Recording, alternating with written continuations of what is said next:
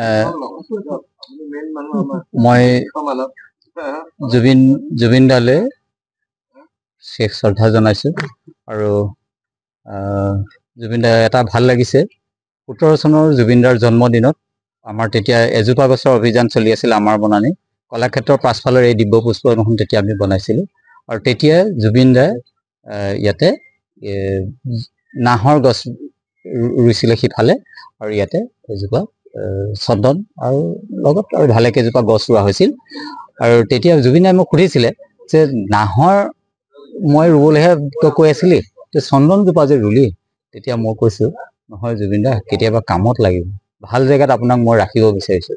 কলাক্ষেত্ৰৰ নামঘৰৰ কাষত আৰু এই চন্দন ইয়াত ডাঙৰ হ'ল আৰু ইয়াৰ আমি মই সাধাৰণতে মই গছ নেকাটো মই গছ বন ভাল পাওঁ জীৱ জন্তু ভাল পাওঁ কিন্তু জুবিন দাৰ কাৰণে মই নিজেই কাটিবলৈ কৈছো এটা ডাল আৰু মই আগ্ৰহ কৰিম মাননীয় আমাৰ জুবিন দাৰ সদায় লালিত পালিত হৈ বৌয়ে গৰিমা বৌয়ে এপিচ দিব মানে মুখ্যমন্ত্ৰী দিব কলাক্ষেত্ৰসমূহ আমাৰ সচিবে তেখেতে ছাৰে এপিচ দিব আৰু আমি জুবিন দালে এপিচ দিম জুবিন দালে শেষ শ্ৰদ্ধা জনাম আৰু লগতে মই এটা বিশেষ কথা অসমবাসীক জুবিন দাৰ অনুৰাগী সকলোকে মই এটা কথা জনাব বিচাৰিছো জুবিন দাক আমি নাহৰ জোপা জুবিন বৃক্ষৰ সন্মান দিয়াৰ কথা আমাৰ প্ৰগ্ৰেম চব হৈ আছিল বিহুৰ আগে পাছে হোৱা কথা আছিল কিন্তু প্ৰগ্ৰেমৰ কাৰণে জুবিন দাই সময় মিলাব নোৱাৰিল দুৰ্গা পূজাৰ বছৰত আমাৰ সময় আছিলে গহপুৰৰ বুৰৈ চাপৰিখন তেওঁ ইনিগ্ৰেশ্যন কৰিবলৈ যোৱা কথা আছিলে তাতে তেখেতক নাহৰ জোপা জুবিন বৃক্ষ হিচাপে সন্মান দিয়াৰ কথা হৈ আছিল এই কথা জুবিন দাৰ বৌ গোটেই জুবিন দাৰ পৰিয়ালে চবে জানে সিদ্ধাৰ্থ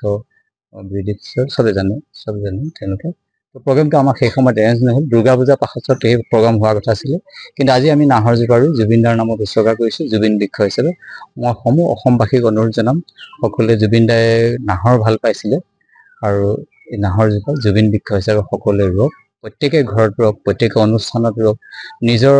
ঘৰৰ কাষত ৰুৱক মই সকলোকে সেই অনুৰোধ জনাম আৰু জুবিন দাৰ সমাধি ক্ষেত্ৰ চাৰিকাষত আমি জুবিন বৃক্ষ ৰুম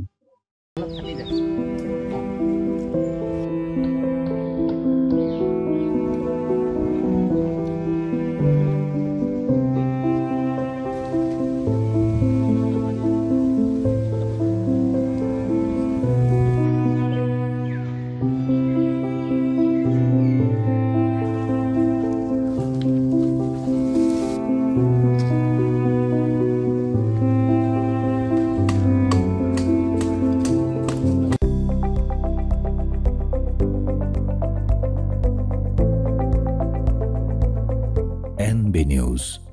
সহজ সৰল ভাষাত নৱভাৰতৰ কথা